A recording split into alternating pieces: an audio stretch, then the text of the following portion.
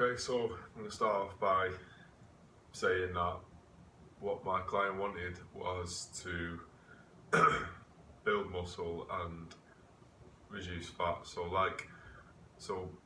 more or less like a bodybuilder, but not to a competitive standard, just to gain muscle and have low fat, high muscle, low fat, and look good, look nice, but not as extreme as not to be extreme as a competitive bodybuilder, but in a sense bodybuilding.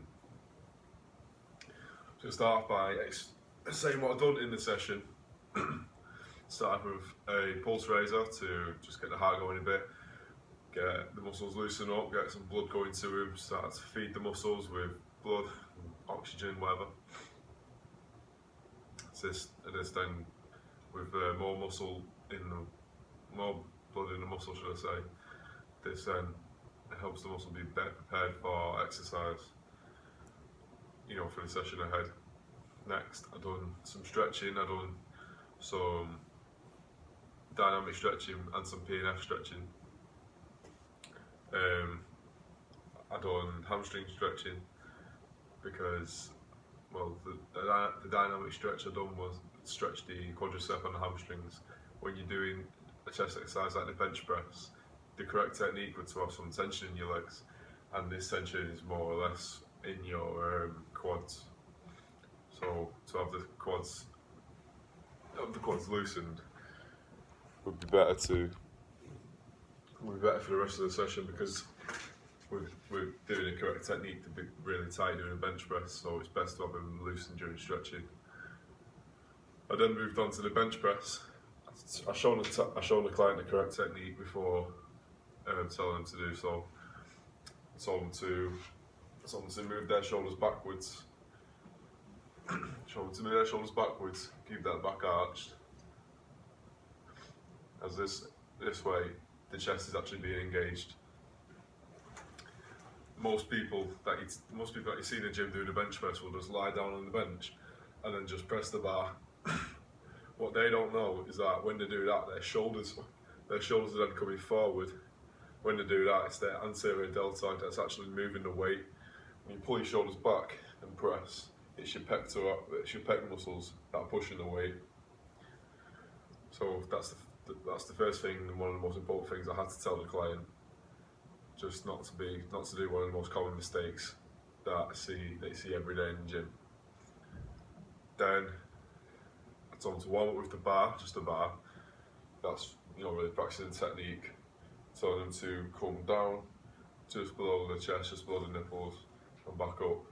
So as part of the technique, I told them to, but when they're in the lockout stage, their upper arm should be perpendicular to their torso, and when the bar comes down, it touches just below the nipple and goes back up.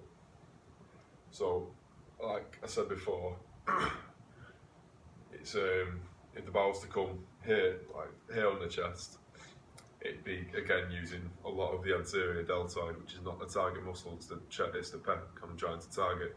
Coming down here, below the nipples, is actually engaging the chest and working that. So, and the bar path, so from a perpendicular position to here and back up, the bar path would look like this. Rather than straight, it would look like a sort of bit of a curve.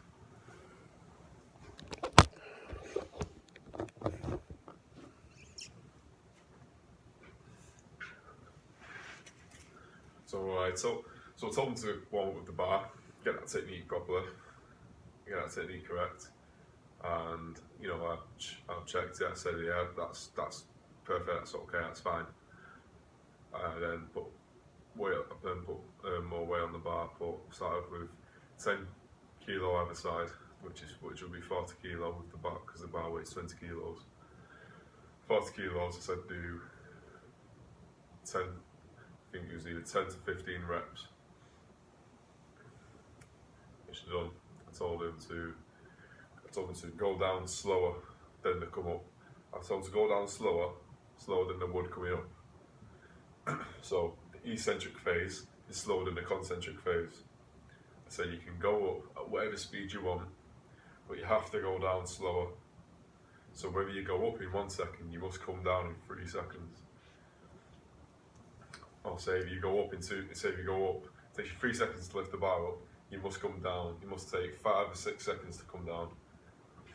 The purpose of this is that the eccentric phase of a muscle contraction is better for tearing muscle fibers than the concentric phase. So what most people get wrong about the eccentric phase, they just drop the weight and then push. They're not controlling the weight. So when I say concentrate on the eccentric phase, you can't just drop the weight down really fast and then catch it at the bottom and then push it back up, because then you're not really getting any benefits from the eccentric contraction. You have to come down slowly, under control, under weight, and as the muscle stretches under tension, the muscle fibers will tear better than they would concentrically under weight. I told them to do this for every rep. I told them to come down slow and up faster.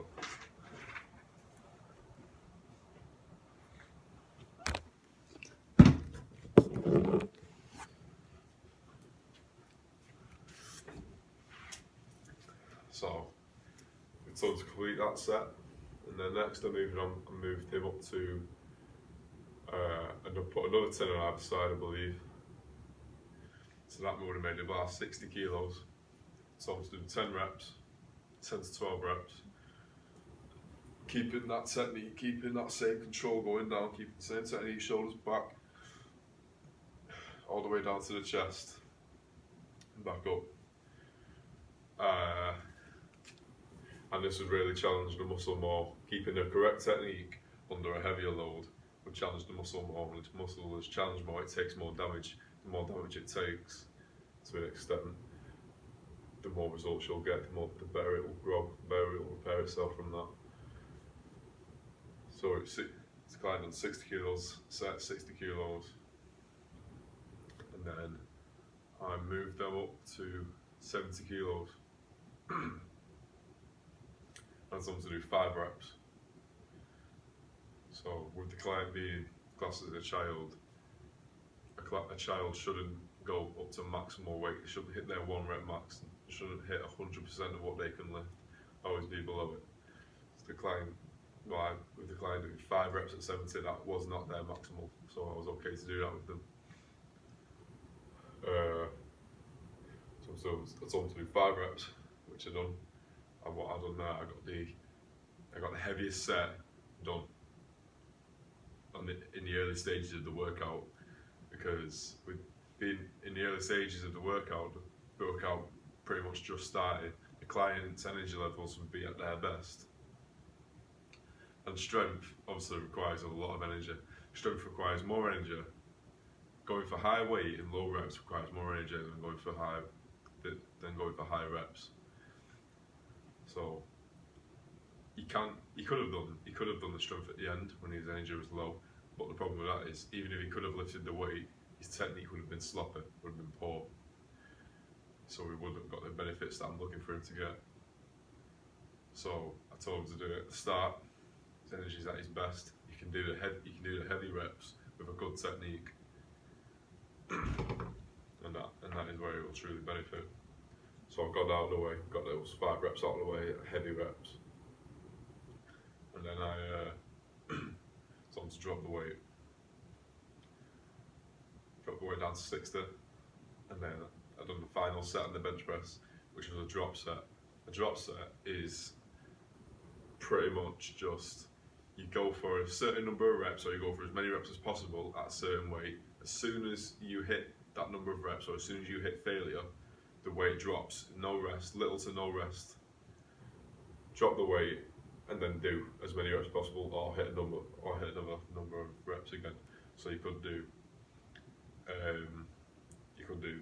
15 reps at 60 kilos, drop it down to 30 kilos, and then do another 15 reps, or go to failure at 60 reps at 60 kilos, and then drop the weight and go to failure at 40 kilos. So what I had the client do, I had him go to failure, 60 kilos, put the bar down. I took a 10 kilo plate off each side, making it 40 kilos. And so to go to as many reps as possible again. When you're going for as many reps as possible, in a drop set, this is where it's really good for building muscle. Drop sets are better for building muscle than just regular sets and reps are. So, say you do a drop set. Say you do a drop set all the time, and you do sets and reps all the time. A drop set will build more muscle than sets and reps, but sets and reps will build more muscle than a drop set. So you have to have a good balance of the two. You can't just do one or the other for the best results anyway. So why I done this drop set? Of the drop set to failure of the client, always come down to the chest, back up, using just the chest muscles, keeping the shoulders back, stretching the chest at the bottom of the movement, controlling that stretch under load, and back up. This is just great for really doing some damage for the pec muscle. So they've done that to failure. So they couldn't do any more. That means the muscle is depleted of any energy at that moment. Can't do anything. Can't do it anymore. That is exactly what I wanted. So when the muscles took that much damage because it's gone to failure, can't do anything more, it's took tons and tons and tons of damage. That's when you go and recover, and during that recovery, the muscle repairs itself, and that is where it goes bigger. That's where it gains hypertrophy occurs. Those muscle cells will grow. Then I moved on to incline dumbbell. The incline dumbbell press. It's essentially just a bench press, but instead of using a barbell, I had the client using dumbbells. And instead of being on a flat bench, I put it at a slight incline. Put it at a slight incline, it takes more tension. It's still putting tension on the whole chest area, but there is more so on the upper pec. This obviously will build the upper pec and give that more shape to the muscle. So I demonstrated the technique to the client. Same principle as the bench press. Arch your back, keep your shoulders back. Keep your shoulders back, get the dumbbells, put your shoulders back, go down, stretch it down, and back up. But I said with this one, you will go all the way down, but don't go all the way up. Don't lock out your arms. When you lock out your arms, because of gravity, there is no tension there anymore. The tension will go when you lock out due to gravity. Once you're up here, gravity pulls the weight down through your arm. There's no tension there. When you keep the muscle at a slight, so instead of being locked out, you keep the muscle at a slight bend like that. I told the client that is the furthest they should go, all the way down, and that is the furthest they should go. This will always keep tension on the muscle. In bodybuilding, there is a rule called time under tension. This just means the more time you spend under tension, the better. The more the muscle will tear. The more muscle will tear, the better it will grow. The better it will recover and grow and improve. So, I told the client this. They got a weight that was good for them. They could do about 10 to 15 reps on it. And I just told them to do 3 sets. Excuse me.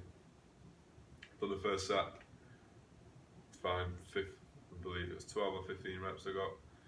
Then I told them on the second set, they're just gonna go. Just gonna don't bother counting the reps. Just keep going until you reach concentric failure. Concentric is this movement. So I told them to reach concentric failure.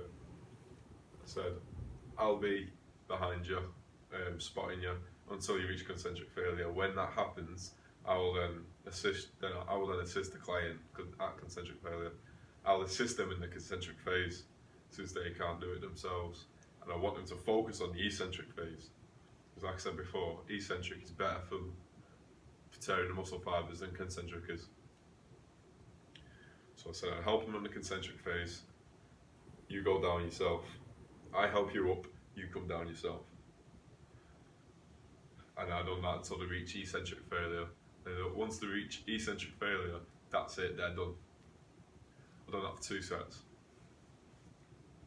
So with this, it's just as good as doing a drop set, where your muscle is really fatigued, it's really tired, you can't do anything else really.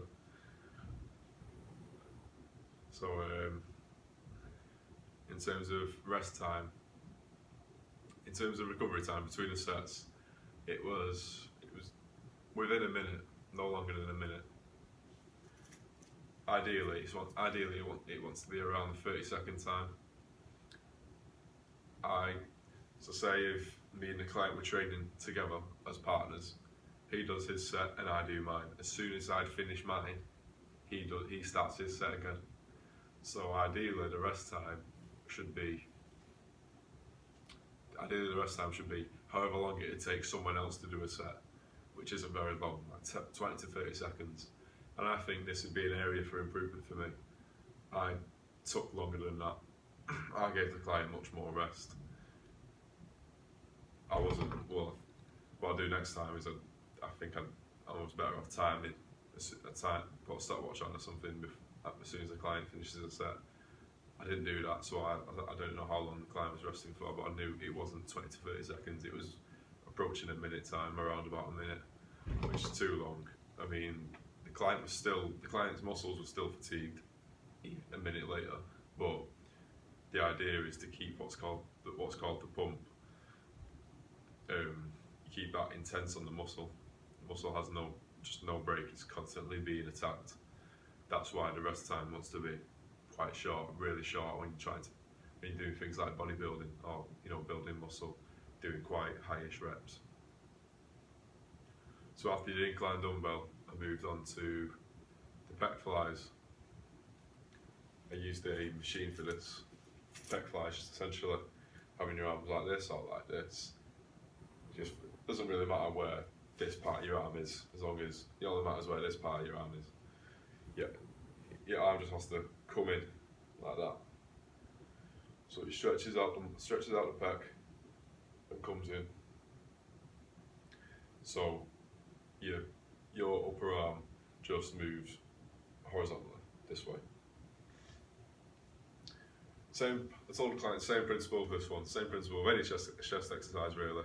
Keep your shoulders back, that's where you use your chest. If you rounded his shoulders and done this, it'd just be shoulders working.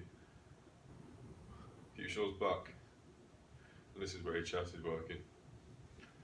The difference with this one is, well, it's a great exercise for the chest because it's really focusing on stretching the muscle, stretching and squeezing the muscle. Essentially, stretching and squeezing is just amazing muscle growth. So it's really good in the eccentric phase, and in terms of the concentric phase, it's really good for getting a squeeze on the muscle. So I told the client, keep your eccentric phase longer than your concentric phase, but when you get the concentric contraction at the top of it, squeeze. So the movement would be stretch, squeeze, stretch, squeeze.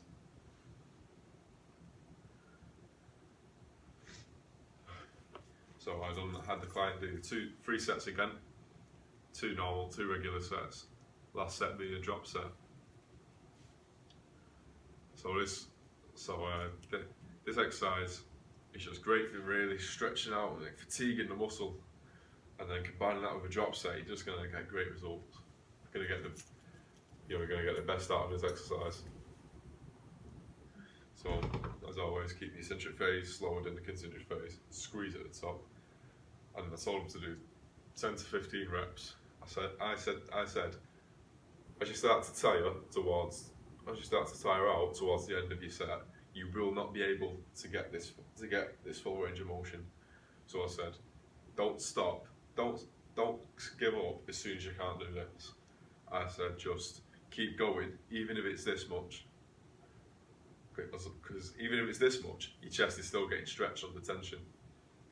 I'd rather have the client do this than this, because there's no stretch here. This is stretch. This is stretch. This is where you're going to get the real. This is where it's going to be most eccentrically contracted. So the client could do about 8 to 10 reps, full range of motion from the 10 to 15 range. They could only do about this, which is good. I don't mind that, as long as they don't give up. They're still getting something out of this. Doing this is better than stopping the set and doing nothing. So on the last set, I want to carry on with the same weight that I was doing before. Carry on, stretch, squeeze, and then go to failure. Got to failure. Couldn't barely do this. Couldn't barely lift the weight back up. I dropped the pin, a couple of weights down. Got to failure again. I got to 15 reps, and then there was, the chest was exhausted. It couldn't do anything. It was really, it had been stretched under tension. It was squeezed. It was completely fatigued. It was exhausted, which is exactly what I wanted. And the last thing I done for the workout was I ended with cardio, which was interval cardio on a spinning bike. I just done 5 minutes, 40 seconds at a steady pace, at a nice relaxed pace. 20 seconds, I just turned up the resistance, loads, and then they just sprinted as hard as I wouldn't say sprinted, but they just pushed their cycle as hard as they possibly can for 20 seconds, and repeated that 40-20 for 5 minutes. So there was having a mix of aerobic fitness with anaerobic fitness. So the aerobic phase was their recovery from that anaerobic period, that really hard anaerobic period. So at first, the heart probably wasn't going that hard. After the second anaerobic phase, the heart was really going. And I'd say it was 75 to 80% of their maximum heart rate, approaching their anaerobic threshold, which is what I want their heart to work anaerobically. So on the last anaerobic phase, I'd say their heart was really going. I'd say between 80 and 90%. I want their heart to be working anaerobically, because this is where the heart really gets the benefits then. So in this period, the heart would that's going through cardiac hypertrophy, which is where the heart grows. It gets stronger, can pump blood faster, and the benefits of that is if the blood can be pumped faster and harder with a stronger and bigger heart, more blood can be pumped to the muscles to have more energy, to be better in training, so they can train harder, look better, which is what my client wants. I finished the session with, I used the spinning bike as a pulse lower. So I just had them cycle out to a stop, then moved on to some stretching. I stretched out their hamstrings, as I've been doing on the spinning bike. And I had them stretch out their triceps and their chest, which is what's been used all session. Right, with the survey form, the client filled out 3 scales. I asked them on a scale of 1 to 10 how they'd rate my knowledge, how they'd rate the motivation that I gave them, and how they'd rate my communication throughout the session. They rated my knowledge 10 out of 10, which I think is really good. That means with my knowledge of the training, I think I can, train the client just as hard or even better on all the muscle groups. So say on shoulders or on your arms, your legs, your back. So I could train the client on other things just as well or better than their chest. I can also train their CV very good. they said they claim I know what I'm talking about there, why I'm doing it. That's a good session. They've really benefited from it. And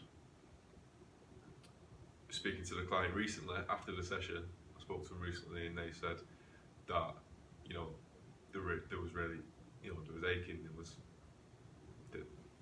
the chest was really aching and that. So I said, yeah, that's brilliant. That's brilliant. I've got through what I've wanted to do. What I've got through has done its job. It's done exactly what I wanted to do. So that's great. And me having good knowledge would also be really good because that means I could go on to train other people. So apart from a child where I've got to not do certain things, I can do maybe an antenatal woman or an old age pensioner, and do things for them and adapt my training to their needs and what they can't do, and I can still try it. I can still get results from them. I can still make them feel the benefits that I'm trying to make them feel, which is good. I've rated the motivation I give them 5 out of 10, which isn't great. I do admit that I could have been more verbally motivating in the session. I wasn't really saying, "Oh, come on, you can do this." Just a few more reps, just fight through it. I wasn't really saying things like that. I was more focusing on the client's technique and their work rate. What they was doing, but you can't. Next time, it couldn't hurt to just say more motivating words, because for all I know, it can do wonders to the client, because their mentality might respond really well to some motivation by their trainer. So that's something to make sure I do next time. They rated my communication 8 out of 10, which I think is good because they understood what I was doing. I asked them during the session if they had any questions. They said no, so that makes me feel good, because that means I've translated everything across to them. They've understood everything very well. They have. There's no misunderstanding. There's no confusion. There's no what they're doing because of me, because I've explained it very well. The things I've shown them to do, I've shown them to do techniques. They wasn't doing it wrong in the session. They was doing what I told them to do, which is good. It's great. Right, so some benefits from that session. A bit of resistance training, a bit of cardio training. Apart from cardiac hypertrophy, which I've already explained, you've got capillarization. So that's a result from cardio. Capillarization, essentially, the capillary bed inside your muscle tissue basically gets denser. More capillaries, it just gets denser. That essentially means more blood goes to that tissue, which is what I want. If more blood's going to that tissue, then during recovery sessions or recovery phases or rest days, muscles recover better, because they're being fed with more oxygen, more nutrients. You got the vitamins and protein being fed to them. During the session, they get more energy through the same thing, vitamins, nutrients, whatever, glucose through the blood. That with more capillaries being there, they get fed more of that. They have more energy in the session, which is great, because the more energy in the session, they can perform better in the session. They perform better, to train harder, muscles get more results. They get more results, they get what they want. In terms of benefits they'd get from the resistance training, all the weights, there'd be the obvious one, hypertrophy, which is what I want, which is what the client wants. Like I've been saying throughout the video, drop sets, eccentric control, more drop sets, stretching the muscle. It's to really tear the muscle fibers, get loads of micro tears happening in the muscle fibers. When micro tears happen, obviously the body will repair them, and they repair by getting bigger. Essentially, what happens is when damage happens like this through resistance, the muscle cells have either two options: it's either die or adapt and grow. So it's unlikely that they'd give up and just die or fade and fade away. So they'd grow. That's all the macro tears that happen in the session. They'd grow. The muscle cells get bigger. Hypertrophy happens. The muscles get larger. It's what the client wants. Strength would also increase. With bigger muscles comes bigger potential for strength. At the start of the session when I was doing bench press, I got the heavy reps out of the way. Those heavy reps are actually targeting the neural system in your muscles. They recruit more motor units to create a better contraction to comply with that load, to lift that load. And also with increasing strength and neurological contraction, with a greater load comes the muscle learning a greater stretch reflex, and that stretch reflex sends signals to the spinal cord and the central nervous system. They send multi neurons back. When that reaches the muscle, that recruits more multi units to create a better contraction to lift that load. And each time this happens, each time the load increases, the more multi units come, lifting a greater load. And when the muscle gets larger, that as the muscle spindles get larger, that can allow for an even greater stretch reflex. More multi units increase, more multi units are recruited, greater weight is lifted, greater contraction. And also, another benefit from resistance training is fat loss, which is also what the client wants. They want low fat, they want high muscle or low fat. The reason I say fat loss is because apart from weight training, burning calories during the session, lifting weights, especially on compound lifts like the bench press, where you're using bits of your shoulder, your lats, your lower back, your quads, a lot of your legs, your pecs, and your triceps. You use a lot of muscles on the bench press. So if you're using all these muscles under weight and you're constantly repping that weight, that's going to burn tons of calories. That's going to burn a lot of calories.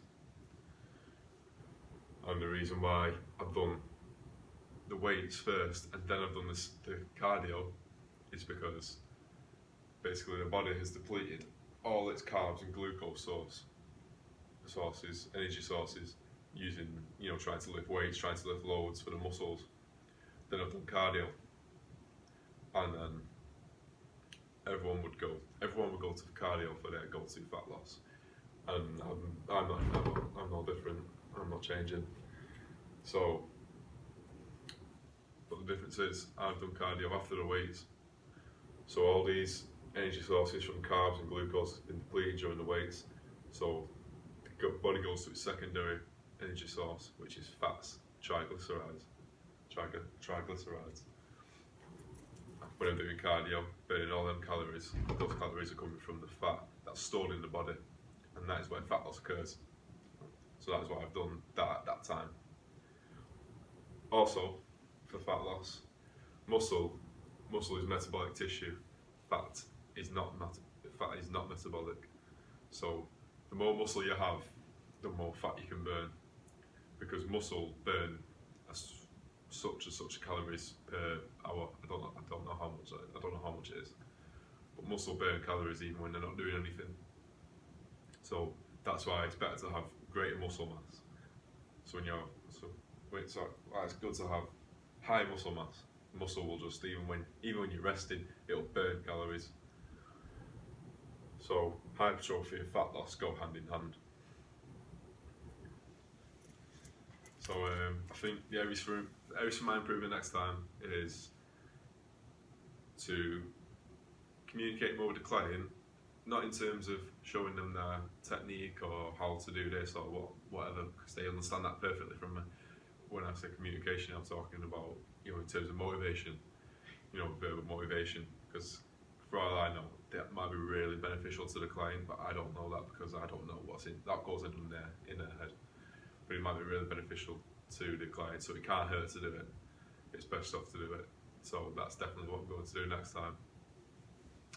And I think I have really good strengths. I mean, I think I can adapt to different clients, to do different muscles, or to get different results for different clients. Say if someone wants to just get stronger or just lose fat, as well as gaining muscle, or I'll get a really good cardiovascular system. I think I have the knowledge to adapt to a client who wants different goals, and also different types of people to train. Like I said before, like an ATL women. I think I have the knowledge to do that, which I'm happy with. So